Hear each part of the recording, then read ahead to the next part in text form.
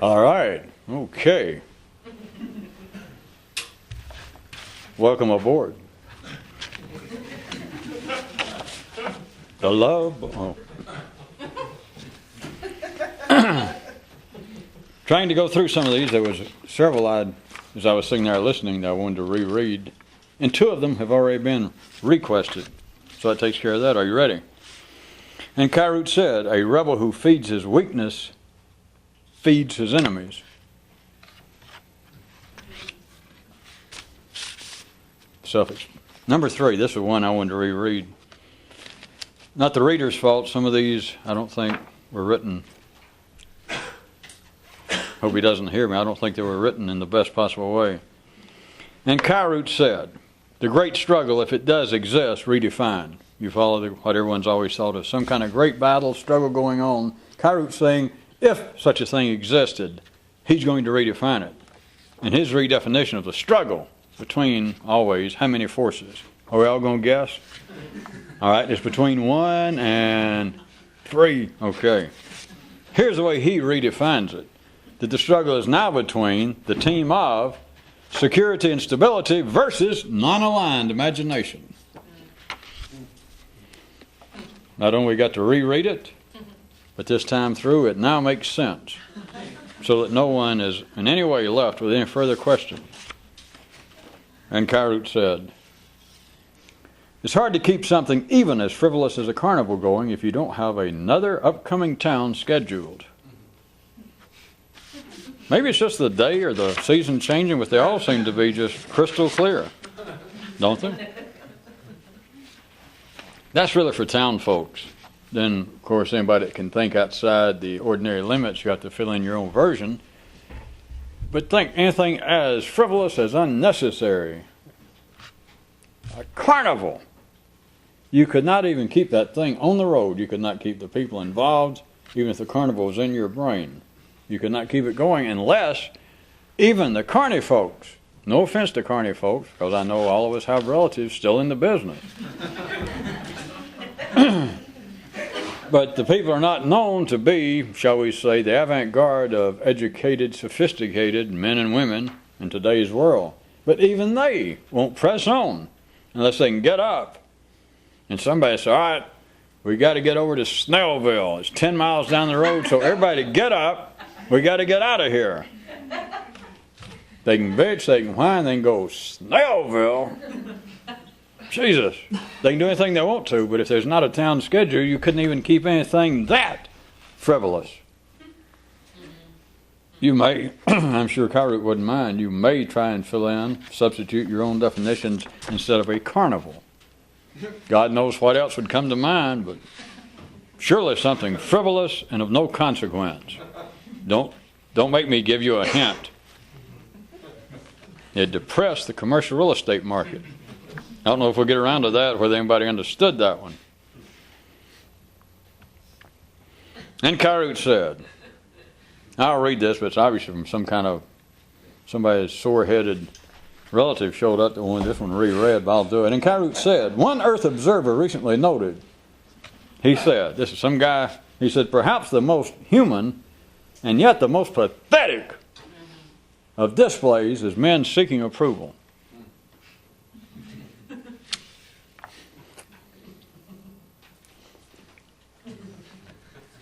All right, it's hard to pass that up, isn't it? People seeking approval, if we're back to lemming, for the sake of this discussion, man's life into a primary and secondary realm. At first you might say, well, that is a misattack for this man to say that there's something pathetic about people seeking approval, because you could say the human race would not survive were it not for people sought each other's approval. The easy way of saying, if women did not try and attract men sexually, seeking approval. See, but you're supposed to be real insightful now, and this guy didn't bother to point out, and Kyroots didn't stick it in parenthetically. He didn't say in the secondary world, because you should know already that that is absolutely ill-founded. It's beyond moot. It's double moot. It's ridiculous. If the intent was to say, well, there's something amiss or there's something pathetic, there's something even questionable at the primary level because animals do it. Everybody does it. You have got to seek approval as long as we are all involved with the great sexual game and other things, but you've got to seek approval. But you knew that wasn't it. Because if you thought that was it, then you need help. Probably a new wardrobe. But you need serious help. What Kyroots was quoting this, or what this observer was doing, which I would try and speak for Kyroots, which is what I'm getting paid for. Yeah, I know the check's in the mail. Yeah. The guy points out after observing what's going on here. Now consider we're talking about the secondary world, the intellectual world, the artistic world, everything that separates man from beavers, for those of you who are no longer living near the dam. For those living in the city, those ever popular, ordinary, educated, sophisticated, talented, thinking, speaking, fashionable men and women. He points out that perhaps the most human, but also the most pathetic display is men seeking approval. Anytime you have any doubt, we can start off picking on, as our examples instead of religion, the better one is in the freer parts of the political world on this planet where they have, what do they call them? Starts with an E. Electrocutions, no. Elephants, no. Eggplants, no, we're getting close. Elections, yes. And to see people dressed up, suits, ties, big money behind them, and they're pleading, like me, vote for me. Of course, they would, if you really got them down and tickled them or tortured them, they'd say, screw you, I don't care whether you like me or not, but vote for me. But when you're not playing coup d'etat time, when we're here, let us say, in the United States or Brussels, as opposed to Brazil or other parts of the world, where the election comes out of the barrel of a gun, you have to say, ah. And it's not just a simple attack on politicians or anyone doing that. Because this guy points out, if we're going to stick with him, he says it is the most human. And what can be more human? Because humans are the only one who does that. As close as you may be to your dogs and cats and hamsters, your dog does not come up seeking approval. I know everybody likes to believe that. When he comes up and that kind of thing seems like he's seeking approval, he's just coming up that he takes you for being the head dog and he just wants to make sure that you're not fixing to whip his ass. I mean, that's all it is. None of us want to think about it. Unless your dog is your child, and then you've got him straightened out right. You just have to buy him that $4 tag once a year, and he can't ever ask for the car. Because you can tell him, son, dogs can't drive cars. Now, go back to the kennel. It is the most human, absolutely, because amongst the other things, it's not the defining difference. But it is that man alone on this planet seeks approval. Nobody else does, no matter what you imagine. The animals do not seek man's approval. Your plants do not seek approval. Only man seeks approval from each other. So it is the most human, but from another view, it is pathetic. This guy, of course, it says an Earth observer, so we're assuming the guy is seriously from out of town, maybe out of galaxy. So I don't know where, maybe he doesn't have a good thesaurus to come up with a better synonym or a synonym for pathetic. Because perhaps he did not mean it that harshly, but who cares? We're running out of time. If he didn't mean it that harshly, I do. No, I don't. So there could be an operative synonym that did not perhaps sound as harsh to some delicate ears, which I see some of you still have.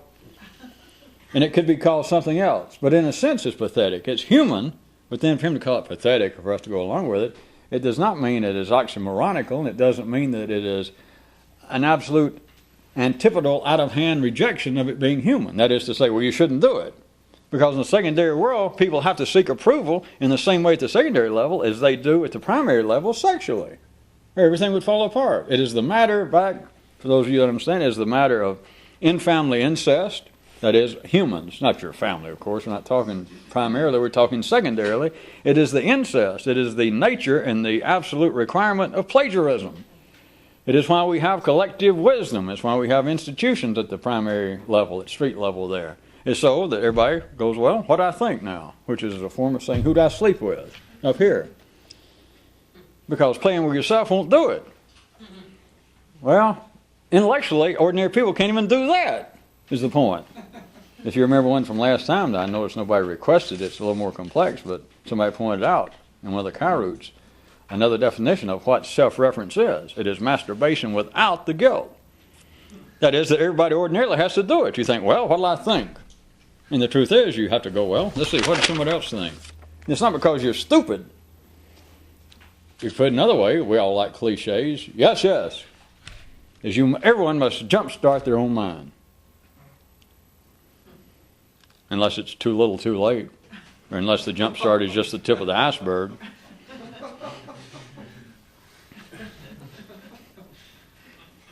Or unless it's not enough of a jump start to personally empower you. The point is, everybody's got to be kicked in the ass. Everybody has to be pushed, like, or start thinking. And you go, all right, what? And it doesn't matter what. You have to, if it's not enough, you think, all right, quit kicking me. And then it's like, the gods or life says, now. So then you stagger off, now what?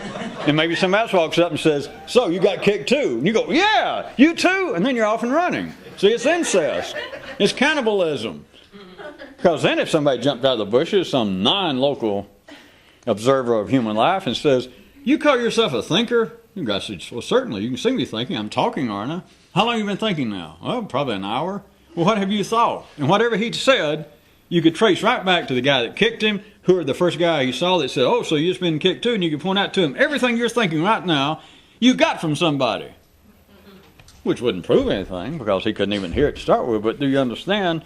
That is a form of seeking approval which is necessary, but the guy, of course, in all the good Kyroots, it's an observation of how life works that people do not ordinarily look at in that way, but it's also the kind of thing that you've got to see if you're going to get away from it. Because to seek approval is necessary here if you're going to stay at that level, if you're going to be fashionable. Right here. But in one sense, if you're trying to think, it is pathetic. It's human. I mean, if that makes you feel good, and that life sooner or later, if you ever took in notice, would go, good little plagiarist. Good little pathetic person. You go, well, I tried my best to think, but I didn't know what to. Good. Now, of course, by then you'd think it was God talking to you, and you'd go, and so when I didn't know what to do, I went back and I became religious. And you'd look up to see if, the guy, like whether he was Jewish or Catholic, whichever it was, you'd say, oh, and I became, part of yours. And you go, oh, good.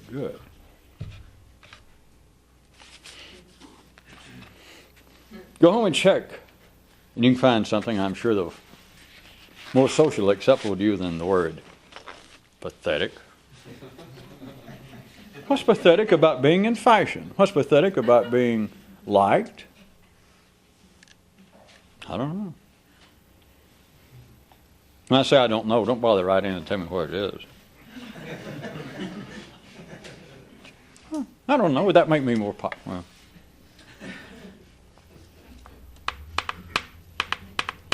Well, somebody requested this, but I don't believe it. They don't want to hear it again.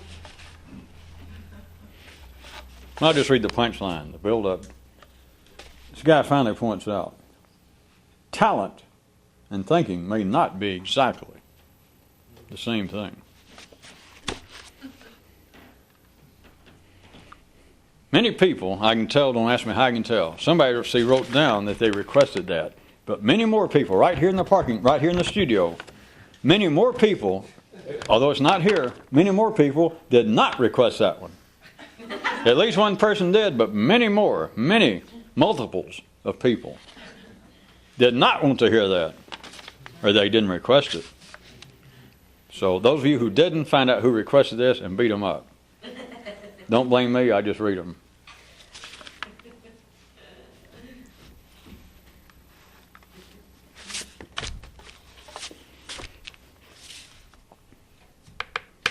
It was a fable. There was kind of a blank before it said fable, and in parentheses, Kyroots said, you fill in the appropriate modifier, the adjective to fable, like here's a blank fable, after you hear what it is.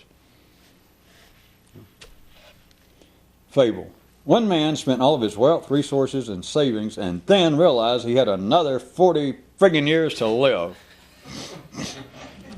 note. And the problem was not that he was going to be going hungry for food. We have to make up our own addendum on the spot, and somebody heard that and go, all right, I know what to fill in, what kind of fable that was. They ask you not to curse even on cable, so don't. The rebel tour guide made this note: if during the recent, that is the last 10,000 years, there has been a hijacking, no one's ever told the bus driver. I'll bet all sorts of people could make up stuff from that. Consider,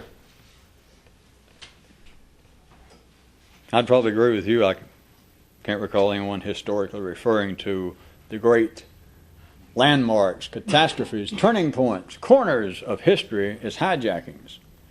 But they have been looked at as being all sorts of anomalous interruptions in the normal flow of progress. The Romans were doing quite well, but now we'd all have nice noses that look, nice. We'd all still have nice togas, had not the Huns come and tried to hijack it. Isn't that the way it looks? That would seem to be what history is made up of, other than lies. That's plagiarism. All of you should know. Wasn't that Toynbee? But at any rate, it does appear, no matter what it's called, that history, they divide it up into huge epochs into, the classical era, and then into the Dark Ages, and then into the Renaissance. But then you get inside of that, inside of years. And it's cut up into things happen. A king died in the kingdom. France, Gaul, Saxony seemed to take in another direction just because of this one thing. And it's almost like a hijacking of how things were going, whether you called it progress or not, that things were flowing in a certain way. And it's as though someone jumped on the bus and says, all right, damn it, we're not going to Snellville, head toward Dahlonega. The kid points out, the tour guide, that if during the last 10,000 years there has been a hijacking, no one's told the bus driver. If you took an ordinary view, no offense to the hobby of history, and you started looking at all the horrible things that history says has happened, if you were reading it with an ordinary mind, that you would agree. Let's assume, since many people who drink and hang out in parking lots seem to have a certain kind of anti-Anglo-Saxon, or especially Germanic attitude, you could say, I personally hold it against Attila and his kin for what they did to the Roman Empire. And I guess you could trace it that was the beginning of excessive taxes, especially excise taxes on nice boats and jewelry here in this country 2,000 years later. But you could say that was one of the great interruptions of history. Now, of course, I'm being silly, but you pick out other things. World War I, World War II. Worse than that, the 100 Years' War. Nobody likes to talk about that anymore. Well, one thing, that there's none of the veterans left around anymore. But think about it. 100 damn years. For those of you that were, had to hide out in Canada just, for 5 years to escape Vietnam, think about 100 Years' War. At any rate, you know damn well that in history, ordinary people would see, not just historians, but you, just reading history, would look at certain instances that happen and say, that was just, we would be in much better shape had not this happened. If Stalin hadn't showed up, if Attila hadn't showed up, if Charlemagne, I don't know. If the man hadn't been such of an egomaniac, the French would be a lot better hosts than they are now, and the prices wouldn't be so bad in the good hotels in Paris. You could pick out things and say it's just shocking what's happened. In other words, you would say, your nervous system tells you things at one time, and probably more than once, in your opinion, but that things were going along pretty well like this, and it's sitting there like, yeah. And then just some way, humanity sort of staggered back and made it. I'm sure that there are people that would say, we're still reeling from the blow coming down from the central steps of Europe, of Asia, of those Huns coming down. We're still feeling the ramifications of this 2,000 years. I'm sure somebody would say that. The kid points out, if there has been a hijacking, no one ever told the bus driver. You understand? It is horrible, as you can pick out one instance and say, that just makes my flesh crawl to imagine that humans could have done this, or that some group did it to another group. Yes. But nobody seemed to tow the driver. You understand? That some way, in the back, I mean, there's been whole groups back there. Bad enough that you rode a bus by yourself, not collectively, like, you know, not like you and the whole Irish people, if you're Irish. But on the back of the bus is always somebody with a little brown paper bag. If you don't know, they got a half pint of Batwing in South Carolina of cheap gin. And there's going to be trouble in the back of the bus. You're going to get hot and sweaty. And so sooner or later, that guy with the gin, or if not him, the Germans, are going to attack the people across the aisle. There's going to be trouble in the back of the bus. You're going to hear swearing, and you're going to hear knife fights, and people talking about each other's mama. But notice, nobody ever told the driver. The bus keeps going. Yeah, but I don't think about it. That can't be true. I know it. That's the good thing about fiction. It don't have to be true.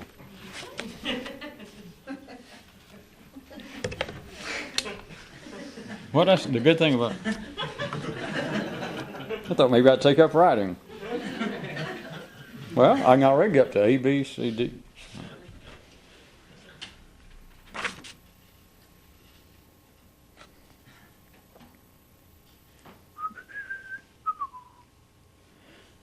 Well, I'll read the first line.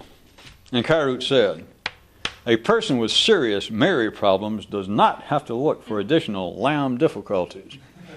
Those of you that's watched enough, Kyroots uses Mary and the lamb having to do with some variation or some description of the human nervous system. You know, Mary had a little lamb. You figure from there.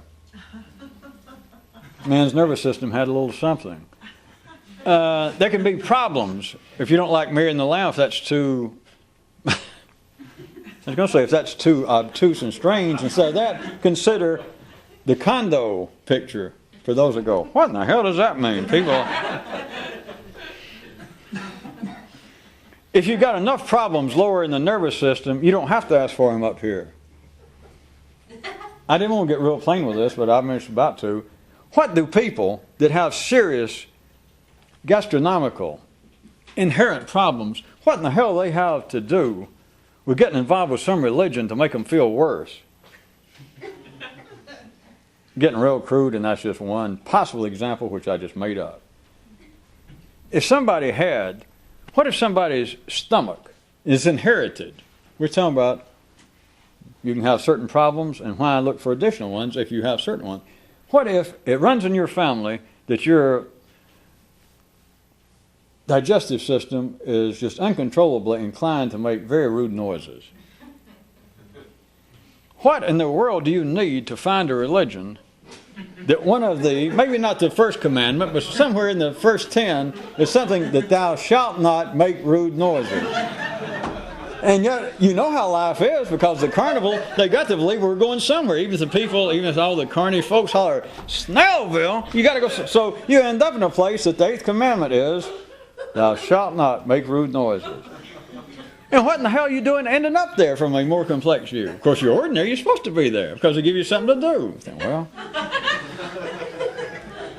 I repeat, those with inherent, if you want to look at it this way, those with inherent Mary problems really got very little business going out looking for additional lamb difficulties. If you're ordinary, all right. But if you're not ordinary, you know, enough's enough. And if you think, if you're lame, if you're crippled, if you're short, if you're ugly, well, let's don't say ugly. No sense making us all feel bad. If you had one leg, why go out and find some group of people? It doesn't have to be just religion, that's just the obvious one. Why go hang out with people that as soon as they have a few drinks or get sociable, or if it's not institutionalized like religion, it's just people that are inclined to hate people with one leg. And yet, how does life work? Then, of course, does it cost more to say then, of course? If you'd like to get past all that and rude gastronomical noises and being lame physically, where do people go? What are people drawn to in the secondary world? They're drawn to the very place.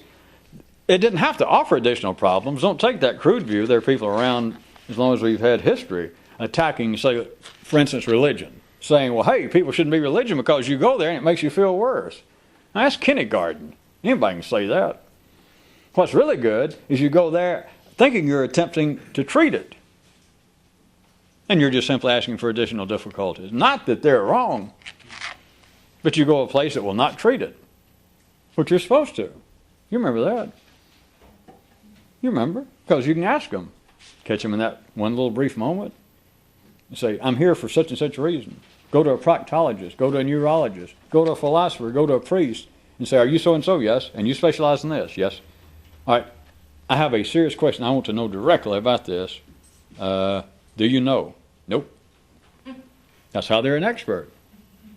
So where do you go? If you're ordinary, it's not funny. It's not sarcastic. If you're an expert and you feel as though the example some of you seem to have got your hands on last time I drug it out, if you were heartbroken over the death of a loved one, where do ordinary people go? You go to a priest or a rabbi, and the truth is, just catch them in the right kind of moment, the right kind of approach, and they'll tell you, after they quote and point somewhere else, the collective, once they get through their run of plagiarism, you say, tell me the truth. Do you personally know anything about this? Do you know any more than me? But that's why they're there.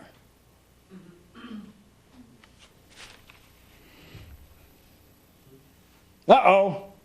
Good night.